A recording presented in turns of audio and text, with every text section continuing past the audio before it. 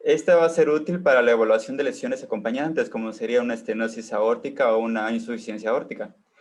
El cateterismo y la angiografía coronaria no suelen ser necesarias en la toma de decisiones sobre cirugía en personas que son menores de 65 años, con signos típicos de obstrucción mitral grave en la exploración física y en la ecocardiografía transtorácica. Menciona también que en varones mayores de 40 años, y en el caso de las mujeres mayores a 45 años y personas más jóvenes con factores de riesgo coronario, en particular cuando las pruebas de esfuerzo no penetrantes para identificar isquemia del miocardio son positivos, es recomendable realizar una angiografía coronaria antes de, en el preoperatorio. Y en la actualidad se utiliza la angiografía coronaria por tomografía computarizada en el preoperatorio para descartar una arteriopatía coronaria en los pacientes. En cuanto al tratamiento, vemos que las personas con riesgo de estenosis mitral reumática deben de recibir profilaxis con penicilina contra infecciones por estreptococos hemolíticos beta del grupo A. En la prevención secundaria en sujetos sintomáticos, por lo regular, se logra una moderada mejoría con la restricción de lo que sería la ingesta de sodio y con dosis pequeñas de diuréticos vía oral. Para reducir la frecuencia ventricular en sujetos con fibrilación, son útiles los beta-antagonistas, los antagonistas no dihidropiridínicos de los canales de calcio como verapamilo y diltiazem, y los glucósidos digitálicos. Menciona también la bibliografía que hay que administrar warfarina de forma indefinida con el objetivo de lograr un INR de 2 a 3 terapéutico en pacientes con estenosis mitral que tienen fibrilación auricular,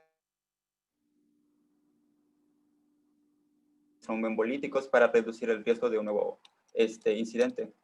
Y si al inicio de la fibrilación auricular en una persona cuya estenosis mitral no es suficientemente grave, lo que sería una consultoría mitral con globo A. Sabes que de repente se corta un poquito ¿Sí? tu audio, si quieres quita tu video. ¿Se corta? Sí, se entrecorta de pronto. Ok, voy a desactivar mi... ¿Me escuchan bien ahora? Sí. Sí, vi. Bueno, como les mencionaba, si al inicio un paciente con fibrilación auricular, que tenga fibrilación auricular en una persona cuya estenosis mitral no es suficientemente grave como para justificar una comisurotomía mitral percutánea con globo, o una intervención quirúrgica, o su intervención quirúrgica es relativamente reciente, está indicada la reversión del ritmo sinusal por métodos farmacológicos o eléctricos. También menciona que esta cardioversión se va a realizar cuando mínimo el paciente haya pasado con 3 semanas con la administración de anticoagulantes.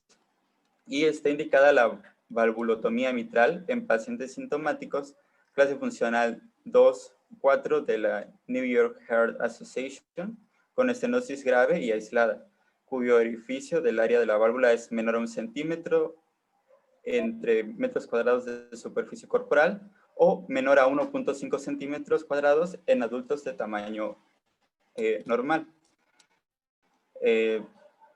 Para recordar, esta es la clasificación funcional.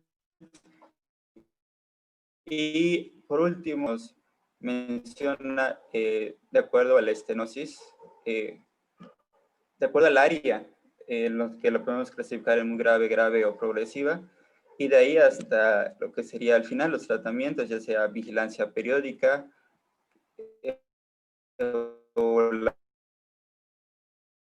clase 1, que sería la comisurotomía mitral percutánea con globo, y MBR sería cirugía de la válvula mitral, y dependiendo si el paciente tiene, si es sintomático o ya presenta con complicaciones como sería la fibrilación auricular, va a ser el tratamiento indicado para estos pacientes.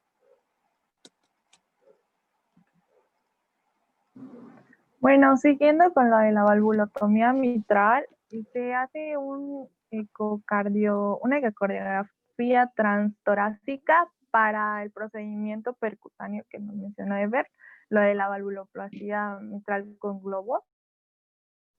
y hace una ecocardiografía transesofágica para descartar trombos en la aurícula izquierda y valorar la insuficiencia mitral. Cuando es imposible la valvuloplastia mitral con globo o no tuvo éxito, se hace una valvulotomía quirúrgica abierta con derivación pulmonar y en pacientes asintomáticos no se hace esta o que tengan una estenosis mitral leve moderada con un área mitral mayor a 1.5 centímetros. Y en mujeres embarazadas con estenosis mitral y congestión pulmonar se hace una valvuloplastia mitral percutánea con globo con una ecocardiografía transesofágica y nula o mínima exposición a rayos X. Y se hace un reemplazo de válvula mitral en pacientes que tengan estenosis mitral, insuficiencia mitral y que las válvulas ya estén muy distorsionadas o que el cirujano valore que no va a haber mucha mejoría con este procedimiento de la valvuloplastia con globo. Y también a pacientes graves que tengan un área mitral menor a 1.5 centímetros y que tengan síntomas a pesar de tratamiento. La siguiente vez, por favor. Bueno, el otro tema que veremos es... Espérame, Dafne, antes de que terminemos, pásame la diapositiva anterior, por favor. La estenosis mitral es quizás de las valvulopatías más importantes, junto con la estenosis aórtica, ¿no? Digamos que son las dos más relevantes, la mitral y la aórtica. En la estenosis aórtica, esta es ya una buena conclusión. El problema es que la apertura de la válvula va a estar muy limitada y eso va a generar un incremento de la presión de la aurícula y en forma retrógrada hacia el pulmón. Entonces nos condiciona en la mayoría de las veces hipertensión pulmonar, una causa importante de hipertensión pulmonar y en forma retrógrada, insuficiencia cuspidia y falla cardíaca derecha. Entonces, estos pacientes, todos los pacientes con valvulopatía, el único tratamiento es quirúrgico o percutáneo, en algunos casos como la estenosis mitral y la estenosis aórtica. En este caso, cuando es, por ejemplo, una estenosis aórtica, el catéter se introduce por la arteria femoral y llega hasta la aorta, se coloca en aorta y ahí se abre, ¿no? el balón para una valvulotomía, para una valvuloplastía. En el caso de la mitral, como hay que llegar a la aurícula, es más complicado. Aquí se introduce el catéter por vía femoral, venosa femoral, se llega a la aurícula, se hace una punción transeptal y se coloca el balón, así como lo están viendo aquí, a nivel de la mitral para hacer la ruptura, la valvuloplastía, bajo ciertas condiciones ecocardiográficas, ¿no?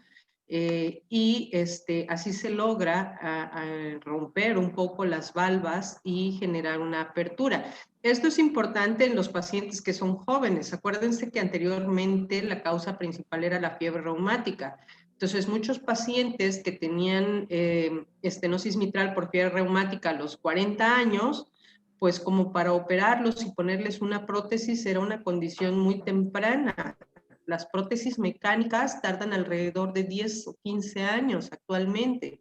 Entonces, operar a una persona de 40 años para colocarle una prótesis y luego a lo mejor a los 55 volverla a operar, entonces es realmente un riesgo de complicaciones en el futuro, porque a los 55 sigue siendo una persona joven que se volverá a operar de corazón y cada vez el tejido el tejido cicatrizal es más difícil de remover.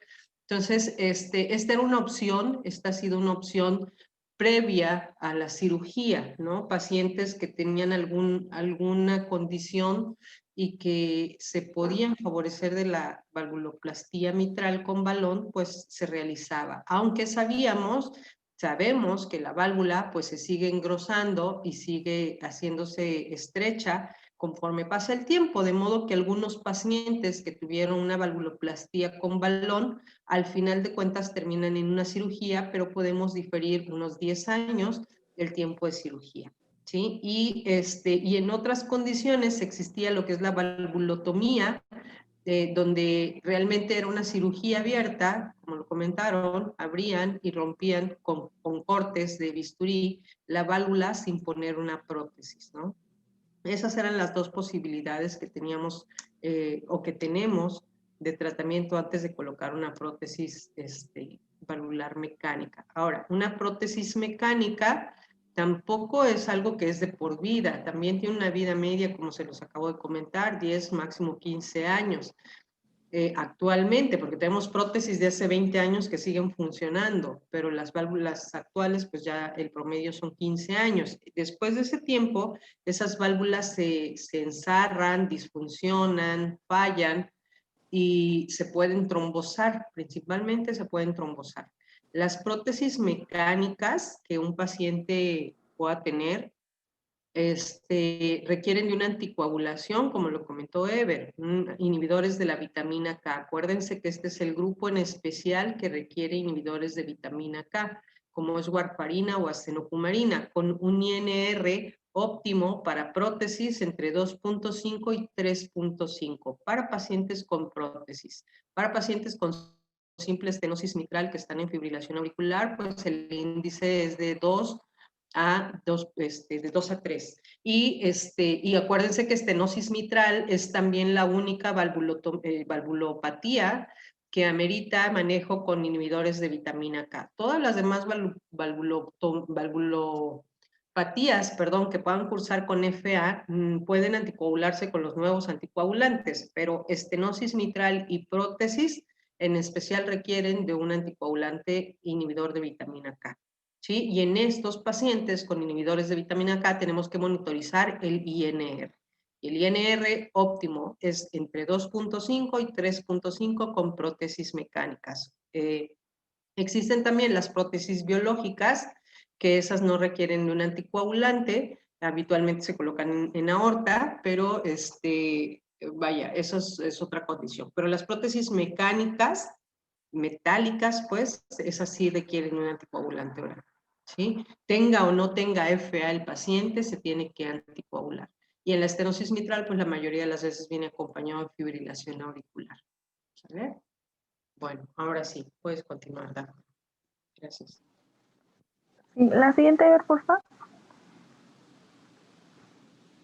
Bueno, y para continuar con otro tema, tenemos la insuficiencia mitral, que esta es una alteración funcional y o anatómica de la válvula mitral para cerrarse adecuadamente, que nos va a producir que haya una regurgitación de sangre del ventrículo izquierdo hacia la aurícula izquierda. La siguiente, por favor.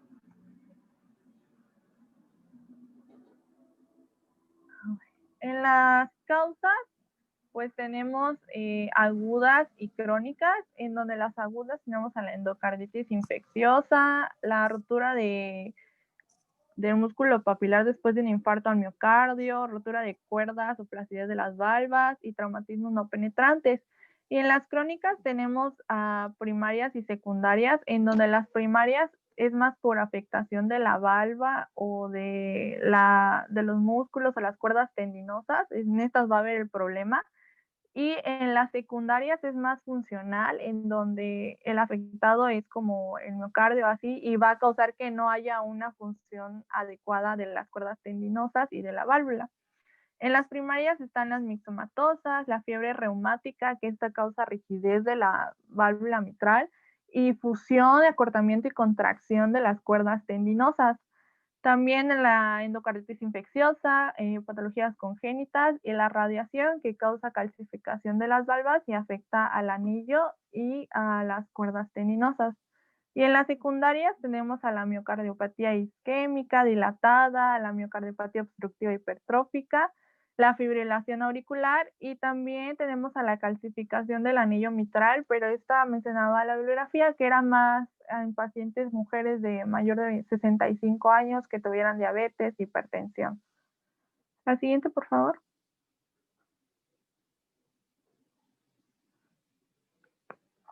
Bueno, y en la clasificación, pues tenemos por estadios A, B, C, de acuerdo a la insuficiencia mitral primaria, también hay estadio, en donde lo divide por definición y la anatomía vulvar, cómo está hemodinámicamente el paciente, las consecuencias hemodinámicas y si va a tener síntomas o no.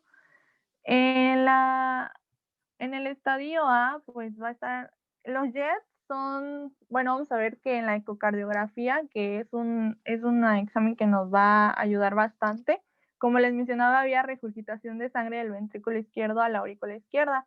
Entonces, esta regurgitación de sangre, el porcentaje que ocupa de la aurícula izquierda pues al regresar y ocuparlo, esos van a ser los jets.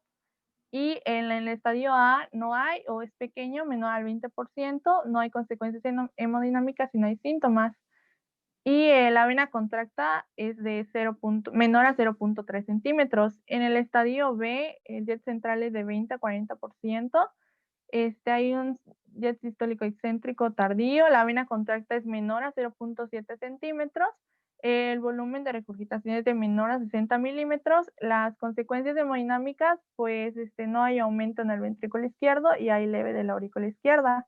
Aún hay síntomas. En el estadio C, que es severa sintomática, el paciente pues va a tener jet central mayor a 40%, una vena contracta mayor o igual a 0.7 centímetros, el volumen de regurgitación mayor o igual a 60 milímetros, una fracción de reflujo mayor o igual a 50%, y en las consecuencias hemodinámicas pues va a haber un aumento moderado o severo de la aurícula izquierda, también un aumento del ventrículo izquierdo.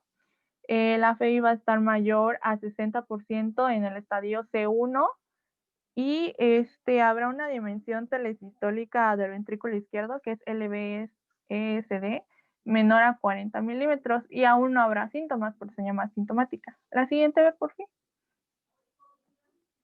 En el estadio D, que es severa sintomática, hemodinámicamente va a estar el jet central mayor a 40%, una vena contracta mayor o igual a 0.7 centímetros, un volumen de regurgitación mayor o igual a 60 milímetros, una fracción de reflujo mayor o igual a 50%, y va a haber aumento de la aurícula izquierda, aumento del ventrículo izquierdo, y habrá una disminución en tolerancia de ejercicio, disnea de esfuerzo y síntomas de falla cardíaca. La siguiente, por favor.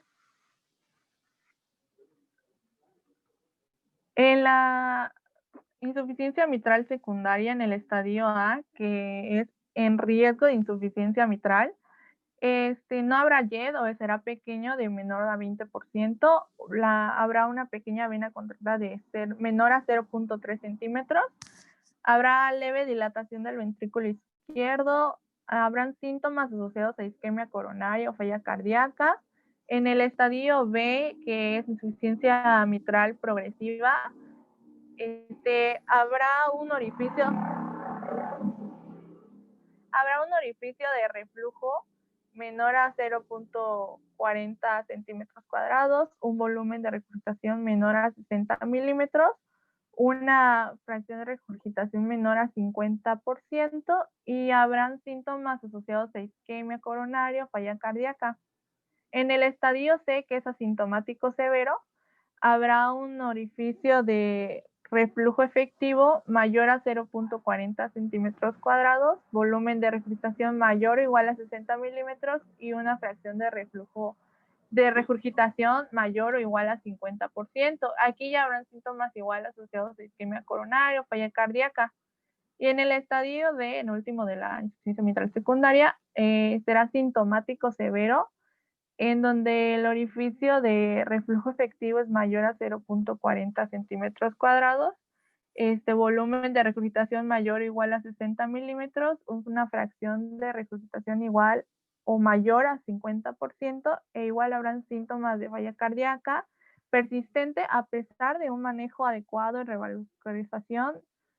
Y bueno, la siguiente, esa es la clasificación que nos va a ayudar pues para el tratamiento.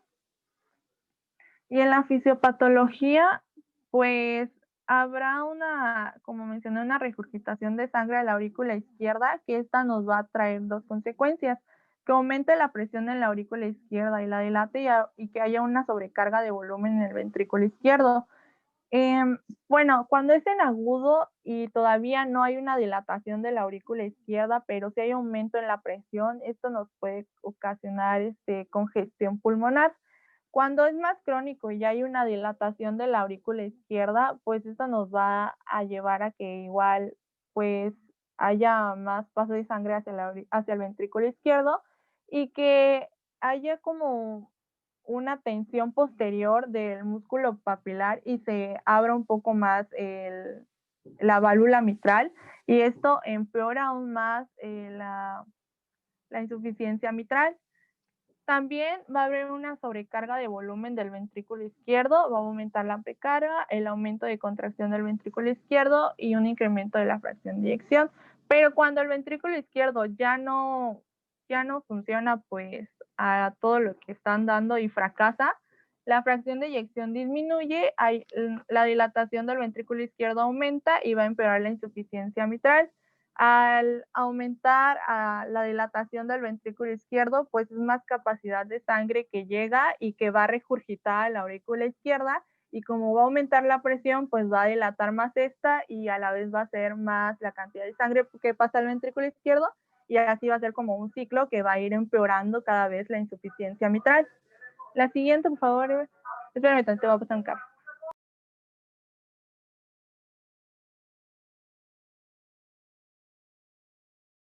Ya. Bueno, en los signos y síntomas tenemos que en la insuficiencia mitral aguda grave, como mencionaba, que no va a haber esa dilatación aún de la aurícula izquierda, va a haber edema pulmonar, la presión arterial va a estar disminuida con una presión diferencial estrecha, el impulso apical no va a estar desplazado aún y habrán síntomas pues, de congestión pulmonar. Y en la crónica aislada, leve a moderada, los pacientes pueden estar asintomáticos. Y en la crónica grave van a presentar fatiga, disnea de esfuerzo, presión arterial aún va a estar normal, el pulso de la arteria carótida va a estar aumentado, y en el vértice del corazón habrá un premito sistólico y habrá un ventrículo izquierdo hiperdinámico con impulso sistólico intenso, y habrá una onda palpable llenado rápido que sería S3, y el impulso apical va a estar más desplazado hacia la izquierda. Cuando además hay una valvulopatía pulmonar e hipertensión pulmonar, puede haber una insuficiencia cardíaca, congestión hepática dolorosa y edemas maleolares, que son los que vemos ahí en el pie. La siguiente, por fin. Bueno, y en la auscultación el S1 no se va a percibir o va a estar suave o oculto, y en la crónica grave habrá un desdoblamiento de S2 y habrá un soplo holosistólico que tarda desde S1 a S2 y va a mantener la misma intensidad, que es el que vamos a escuchar. Si reproduces el video, por favor. No sé si lo escuchan. ¿No? Yo no escucho nada. Bueno, pero, o sea, si ven, tarda desde S1 a S2, y bueno, ahí se ve por la misma como altura que tiene, que es a la misma intensidad. No se escucha, Ever. Y bueno, este soplo es intenso y se va. ¿Le pusieron compartir audio de la computadora? No sé, Ever, le Y pusiste. no deja de compartir y vuelve a compartir ya con audio. Para que lo escuchen, cómo se debe escuchar.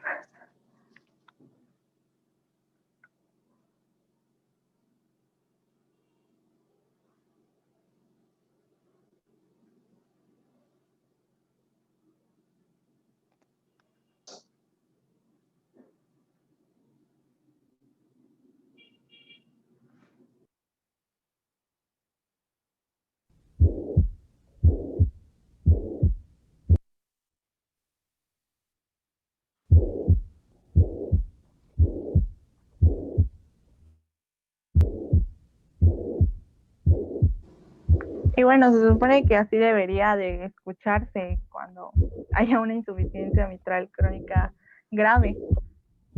Ya, Ever, por fin. Gracias. Bueno, y habrá cuando esté en agudo puede haber un soplo sistólico de característica decreciendo, y habrá un S3 después del cierre de la válvula aórtica cuando haya una tensión repentina de los músculos papilares. Y también puede encontrarse a veces, dice, un cuarto ruido cuando sea una insuficiencia mitral aguda grave. Y Bueno, en la ruptura de cuerdas tendinosas habrá un soplo sistólico que se transmite a la base del corazón, y mencionaba el libro que tenía una característica como el chillido de gaviota, pero ahí sí no encontré cómo sonaría. Lo siento. Pero bueno, así dice, como chillido de gaviota. Y cuando es una crónica no causada por un prolapso valvular mitral, habrá un soplo sistólico que se va a intensificar con el ejercicio isométrico y que va a disminuir con la maniobra de Valsalva. La siguiente, por favor.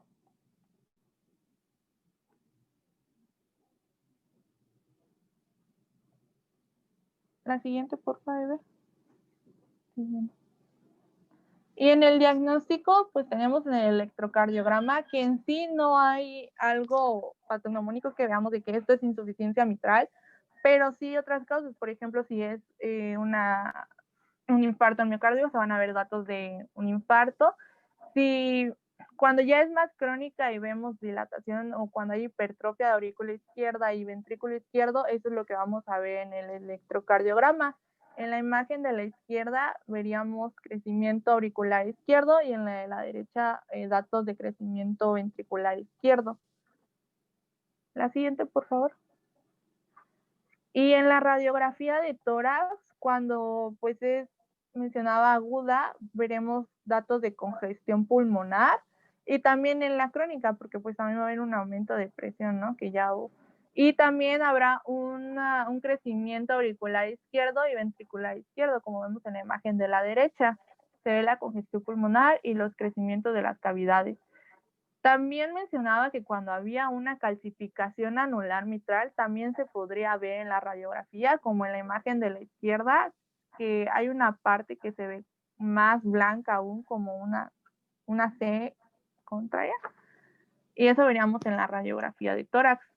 La siguiente, por favor. Es difícil realmente. Y en el diagnóstico, pues también tenemos la ecocardiografía, la ecocardiografía transtorácica pues nos va a ayudar para ver el mecanismo y la gravedad hemodinámica, y la que nos va a servir aún más es el Doppler, porque vamos a ver en sí el reflujo sanguíneo, que es como lo principal de esta patología, que va a haber un reflujo del ventrículo izquierdo a la aurícula izquierda.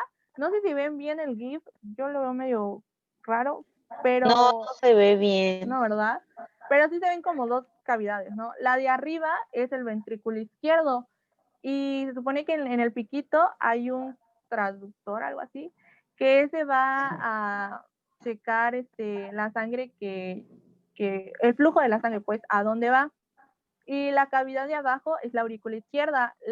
Lo que se ve rojo es la sangre que va de la aurícula izquierda al ventrículo izquierdo, o sea, que va hacia arriba, ¿no? Que sería lo normal.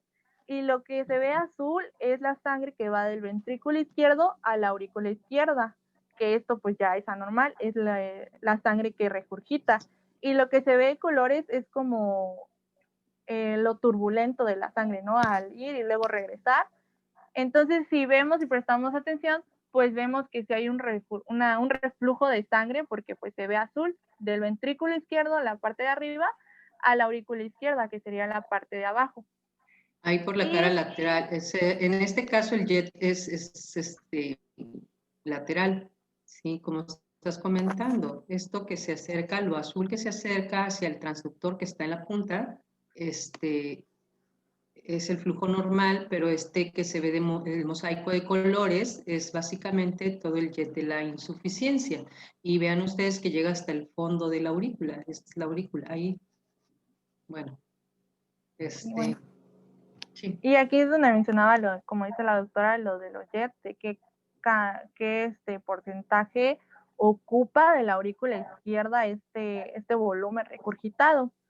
Y la ecocardiografía transesofágica, esto nos va a ayudar más después de que hayamos hecho una transtorácica, que todavía los datos no nos revelen mucha información o queramos ver más anatomía, pues haremos esta. La siguiente, por favor. Bueno, y en el tratamiento médico se mencionaba que era más de acuerdo a la etiología, si tenía fiebre reumática, tenía fibrilación auricular, si ya había insuficiencia cardíaca, pues íbamos a tratar esto. Y pues si hay una fibrilación auricular, pues sabemos el tratamiento de la fibrilación auricular. Aquí, como es patología valvular, pues no damos anticoagulantes orales, daríamos warfarina. Y pues como sabemos no damos anticoagulantes orales en estenosis mitral reumática o prótesis valvulares mecánicas. Y cuando sea la causante una endocarditis infecciosa, vamos a dar profilaxis con antibióticos. Y en pacientes con insuficiencia mitral grave, pero que estén asintomáticos, que tengan un ritmo sinusal con volumen y función sistólica del ventrículo izquierdo normales, solo le diremos que evite formas de ejercicio isométricos, que serían las de, como más de resistencia, pues que no haya movimiento, solo contracción. ¿La siguiente? Ojo, ahí me pusiste no anticoagulantes orales en la Sí. estenosis mitral. No, nuevos. Los nuevos anticoagulantes orales no se deben dar en estenosis mitral o prótesis valvulares, pero sí debemos dar anticoagulantes como son los inhibidores de vitamina K. Ok, gracias. La siguiente vez, por favor.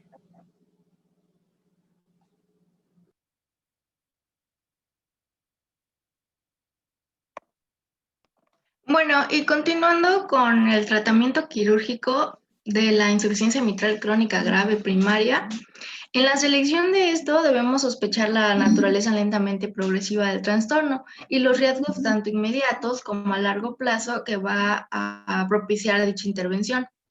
Estos riesgos van a ser mucho menores en caso de una reparación vulvar primaria que en una sustitución valvular, que esta es una intervención mucho más riesgosa.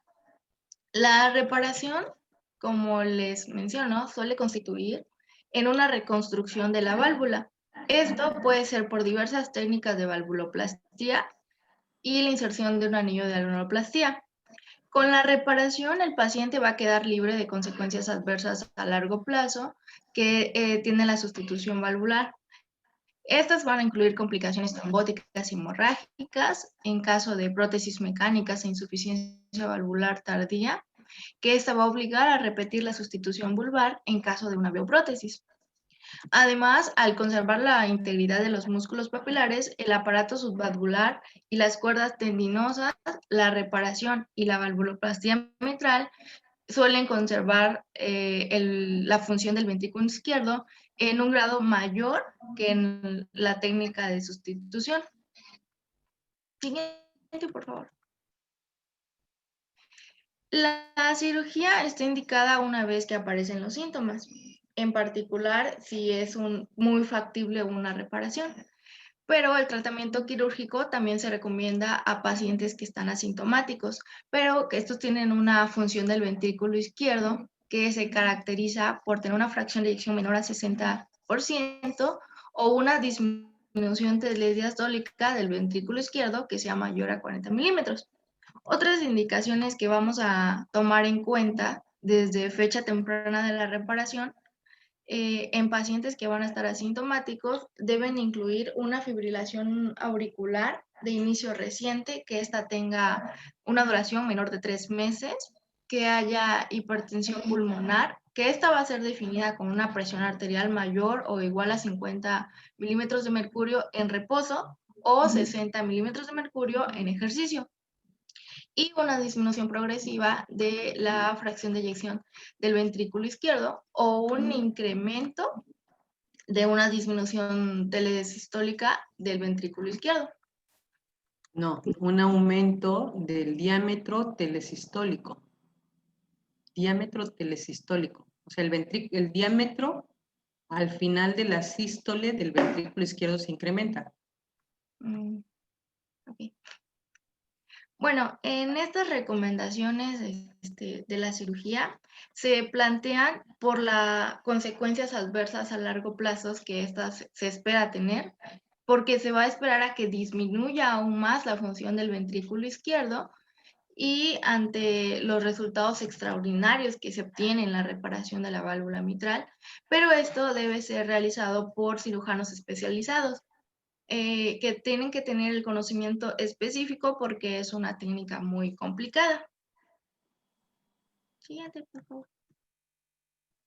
Las técnicas de reparación van a incluir la transferencia de cuerdas tendinosas, la creación de neocuerdas, la ablación limitada de las valvas y la colocación de una banda de anuloplastía. La duración a largo plazo es muy buena. La incidencia de reinversión de fracasos de la reparación primaria, o sea, en primera instancia, va a acercarse a menos del 1% en el año en los primeros 10 años después de que se haya llevado a cabo esta cirugía. Y el tratamiento que se le da en los pacientes que ya tienen una insuficiencia mitral secundaria, pues este llega a ser mucho, mucho más complicado. Siguiente, por favor. Bueno, y ahora vamos con el prolapso de la válvula mitral. Esta patología ha recibido otros nombres como síndrome de chasquido soplo sistólico, porque es uno de los datos más importantes que se ve en esta, síndrome de valva blanda y síndrome de valva mitral ondulada, pero pues prolapso de la válvula mitral nos especifica a qué nos referimos. Esta es un síndrome clínico relativamente común, pero muy variable. Y este es consecuencia de diversos mecanismos patológicos del aparato de la válvula mitral. Entre ellos podemos encontrar el tejido excesivo o redundante de la válvula mitral, que por lo muy común depende de la generación mixomatosa y de concentraciones muy grandes de algunos glucosaminoglucanos. También encontramos un origen idiopático y un origen genético. En el prolapso de la válvula mitral, esta es la normalidad que con mayor frecuencia causa insuficiencia mitral primaria.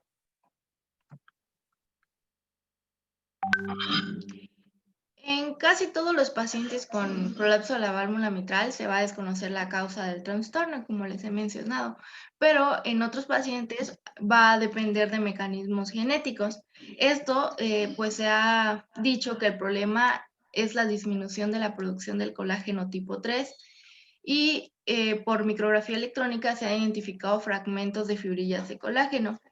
Este es un signo frecuente en personas con trastornos hereditarios del tejido conjuntivo, que las conocemos mucho y lo más común es el síndrome de Marfan, la osteogénesis imperfecta y el síndrome de Ehlers-Danlos. En el prolapso, pues este suele acompañarse de deformidades del esqueleto torácico similares a las que vemos en el síndrome de Marfan, aunque estas no son tan graves como en esa patología, como sería paladar ojival y alteraciones del tórax y la columna torácica, que incluyen el síndrome muy característico llamado síndrome de espalda plana. Otras características relacionadas van a incluir antecedentes de hernias inguinales, luxaciones articulares, desgarros de meniscos y esquimosis. Relacionado a la disminución de la producción del colágeno tipo 3 es una de las características principales del prolapso de la válvula mitral y lo que se asemeja a un origen genético.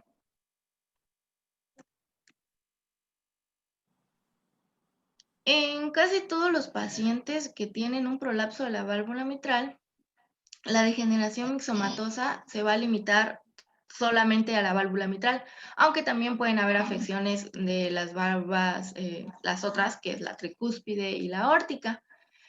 En la válvula mitral, pues la válvula mitral, la valva posterior, es lo más común que sea afectada, mucho más común que la anterior, y pues el anillo mitral suele estar dilatado. En muchos pacientes, las cuerdas tendinosas pueden estar alargadas, redundantes o rotas, incluso rotas a causa de una insuficiencia o van a contribuir a esta. Y esto pues ya nos lleva a tratamientos más específicos. También puede presentarse como secuela de fiebre reumática aguda o en la cardiopatía isquémica y en varias miocardiopatías. También puede presentarse no tan común, pero en pacientes que tienen comunicación interauricular. Siguiente, por favor. Bueno, en el prolapso de la válvula mitral, este va a causar una sobrecarga a los músculos papilares. Esta sobrecarga a su vez va a causar una disfunción y una isquemia del miocardio ventricular que va a estar subyacente. Entonces, la disfunción y la isquemia va a producir la ruptura de las cuerdas tendinosas y la dilatación y la calcificación progresiva del anillo van a contribuir a la insuficiencia valvular y van a imponer más sobrecarga aún más al aparato valvular mitral dañada. Y así se va a ir generando un ciclo, sobrecarga de los músculos, disfunción e isquemia, luego calcificación y más insuficiencia valvular. En los cambios del electrocardiograma, que ahorita veremos, y las arritmias ventriculares distintas en algunos pacientes con el prolapso, al parecer pues son consecuencias de una función ventricular regional o vinculadas a sobrecarga impuesta a los músculos papilares. Quiere decir que entonces si lo principal, como el inicio de esta patología, pues inicia con la sobrecarga de los músculos papilares y como se va repitiendo y repitiendo, esto va aumentando y causando aún más daños. Siguiente, por favor. El prolapso de la válvula mitral es más común en mujeres y entre mujeres de 15 y 30 años en ese rango de edad. Y este curso clínico, pues a menudo es muy benigno, pero también se observa que hay en pacientes mayores de 50 años y estos son pacientes varones, que en esta edad y suele ser más grave y ya obliga al paciente a realizarse un tratamiento quirúrgico. Se va a observar una mayor incidencia familiar en algunos pacientes, como ya mencionamos, ¿no? Lo cual sugiere una herencia autosómica dominante con una penetrancia incompleta. La expresión clínica del prolapso es muy variable y puede ir desde un simple chasquido sistólico, que es el otro nombre que se le conoce, y un prolapso leve de la valva posterior hasta una insuficiencia mitral por ruptura de cuerdas tendinosas y una valva flácida, que es como lo más grave que sucede en este prolapso. En muchos enfermos, el cuadro va a evolucionar durante años o décadas y otros pueden empeorar rápidamente. Esto en consecuencia, pues si hay una ruptura de las cuerdas tendinosas o endocarditis. Muchos pacientes que van progresando lentamente o pueden no tener síntomas y van a permanecer así toda su vida. También se han reportado la presencia de arritmias. Muy a menudo estas son extrasístoles ventriculares, taquicardia supraventricular paroxística y taquicardia ventricular. También se ha presentado fibrilación auricular y pueden causar, estas son las características de los pacientes que llegan con palpitaciones, mareos o síncopes. La muerte súbita es una complicación muy rara y tiene lugar más a menudo en personas que ya tienen insuficiencia mitral intensa y depresión de la función sistólica del ventrículo izquierdo y aún más con prolapso. Entonces, como vimos, va a deprimir más la función del ventrículo. Y también esto puede ocurrir en personas con una función y un tamaño de un ventrículo izquierdo que van a estar normales. En aquellas personas que van a tener la valva flácida, el riesgo de muerte súbita pues va a ser obviamente aún mayor y se van a ir atribuyendo más complicaciones y más síntomas y signos clínicos.